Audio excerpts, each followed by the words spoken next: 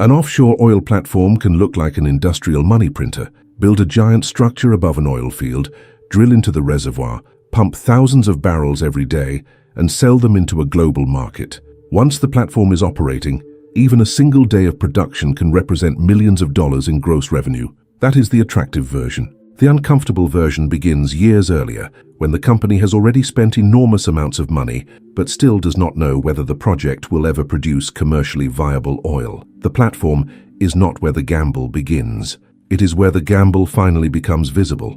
Long before steel appears above the ocean, a company needs the legal right to explore a specific area. In US federal waters, offshore leases are awarded through a regulated process. A lease may give the company 5 to 10 years to explore and develop the block, but it does not guarantee that oil exists there, that it can be recovered economically, or that the project will receive every approval needed to proceed. Then comes geological exploration. Ships tow instruments across the ocean to collect seismic data, using sound waves to build an indirect picture of the rock formations below the seabed. Geologists use that data to identify structures that might contain hydrocarbons. Might is doing heavy work. A seismic image can suggest a promising reservoir. It cannot prove that the reservoir contains enough recoverable oil to justify a multi-billion-dollar development. For that, the company usually needs an exploratory well, and an offshore exploratory well is not a small experiment.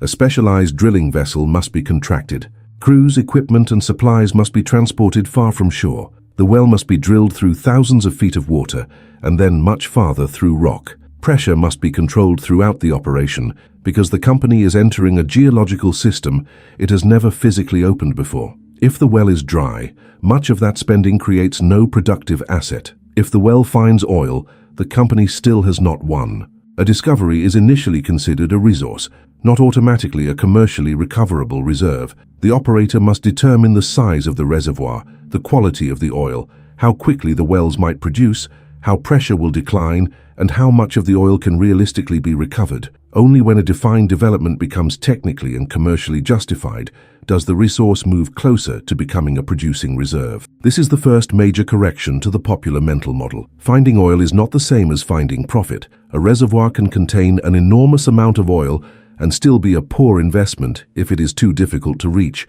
requires too many wells, contains challenging fluids, or needs infrastructure that costs more than the field can repay. So the operator drills appraisal wells, gathers more data, and builds increasingly detailed models. Each new well reduces uncertainty, but it also adds cost before revenue. Eventually, the company must make one of the most consequential decisions in the entire process, whether to approve full development. This is called the final investment decision. It is the moment when an interesting discovery becomes a capital commitment, and once that commitment is made, the project begins consuming money at a completely different scale. The visible platform is only one part of the system. Beneath it may be multiple wells spread across the seabed, connected through valves, manifolds, and flow lines. Production must travel from those wells to the surface through risers. The platform needs power generation, processing equipment, control systems, emergency systems, and living quarters. The entire development may also require pipelines to transport oil and gas toward shore. In deeper water, the structure may float rather than stand on the seabed. Floating platforms can operate in water thousands of feet deep, while being held in position by anchoring or mooring systems. The wells themselves may reach tens of thousands of feet below the water surface. Then there is the equipment required to install all of this. One vessel may drill the wells. Another may install subsea hardware. Heavy lift ships may move giant modules. Support vessels deliver supplies. Helicopters transport workers. Engineers on shore coordinate a project assembled across multiple shipyards, factories, and countries. The platform may look like one machine. Economically, it behaves like a temporary nation-sized supply chain converging on one location in the ocean, and during this period the revenue is still zero. Interest accumulates. Contractors must be paid. Engineering teams continue working. Equipment must be tested. Every month added to the schedule pushes the first sale farther away, while the capital already invested remains trapped inside an unfinished system. That is why the first barrel matters so much. It is not merely the first unit of product. It is the moment when years of geological work, regulatory approvals, construction, drilling, and installation finally begin producing cash. But even then, the platform does not become profitable instantly. The project must recover everything spent before production, cover ongoing operating costs, and eventually fund decommissioning. When production ends, operators are required to plug wells, remove or retire facilities, and restore the site according to applicable rules. The final bill therefore exists long before the final barrel is produced. So how does a project this expensive ever make economic sense? Scale. A successful deepwater field can produce for decades. Once the expensive system is operating, each producing well feeds into infrastructure that has already been built. High production sustained over many years can spread the initial investment across hundreds of millions of barrels. Chevron's Anchor project shows the size of that calculation.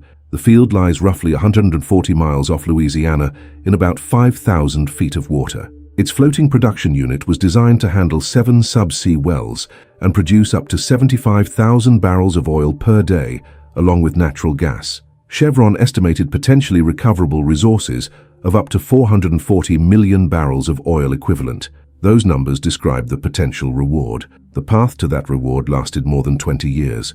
Anchor required technology capable of handling pressures up to 20,000 pounds per square inch, with reservoir depths reaching approximately 34,000 feet below the water surface. Chevron described the development as an approximately $5.7 billion capital project. It also had to move through the pandemic, supply chain disruptions and labor shortages before production began in August 2024. Consider what that means economically. Billions of dollars were committed to a field that could not begin repaying the investment until the wells, subsea equipment, production facility, control systems, and transportation infrastructure all worked together. A nearly completed platform produces no partial barrel. 99% finished is still zero production. This is where one delay can spread through the entire project. Suppose a critical subsea component arrives late. The installation vessel may already be booked, and those vessels operate on expensive schedules. Missing the installation window can force the project to wait for another vessel or another suitable period of offshore conditions. That pushes back well completion, which pushes back commissioning, which pushes back first oil. Revenue is delayed, but many costs continue. The schedule slips. The capital remains tied up longer. The assumed payback period stretches. If oil prices weaken during that delay, the project that looked attractive when approved may become far less comfortable by the time it starts. One missing component does not remain a component problem. It becomes a financing problem. The industry has responded by trying to make enormous offshore developments behave less like unique monuments and more like repeatable systems. Shell's Vito project is a clear example. After discovering the field in 2009, Shell simplified and reduced the original production host design. The company reported that the redesign cut the host concept's cost by more than 70%. Vito reached a final investment decision in 2018 and began producing in 2023, with peak capacity of about 100,000 barrels of oil equivalent per day. Shell then used Vito as a blueprint for Whale. Whale reused 99% of Vito's hull design and 80% of its topside design. It was also built much smaller than Shell's earlier Appomattox platform and designed for more operation from shore, reducing the number of people required offshore. Repeating proven engineering can reduce design work, construction uncertainty, and operating complexity. But the most counterintuitive cost-saving strategy is sometimes not to build a new platform at all. A subsea tieback connects a new field to an existing production facility through underwater pipelines. The new discovery still needs wells and subsea equipment, but it can avoid the cost and time of building another complete offshore host. Chevron's Ballymore project used this approach. Rather than constructing a standalone platform, 3 wells were connected to the existing Blind Faith facility several miles away. Chevron estimated the development investment at about $1.6 billion, still enormous, but far below the cost of a new multi-billion-dollar production host. This reveals what the real asset often is. It is not only the oil field, it is the network already surrounding it.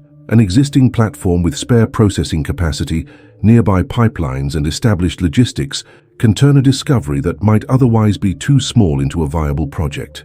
Infrastructure creates a kind of industrial gravity. Once it exists, nearby reservoirs become more valuable because they have somewhere to send their production. That is how offshore operators improve the economics. Larger recoverable resources, fewer custom designs, standardized equipment, existing pipelines, shared facilities, and enough production to keep the system highly utilized. The best-case outcome is a large reservoir, strong wells, disciplined construction, and decades of reliable production. The upfront investment is immense, but the field repays it through sustained volume and additional discoveries connected to the same infrastructure. A realistic successful outcome is less perfect. The project experiences delays and cost pressure, but begins production with enough recoverable oil and operating reliability to generate acceptable returns over its life. A weaker outcome appears when wells produce less than expected. The platform operates below capacity or costs rise faster than the value of the field.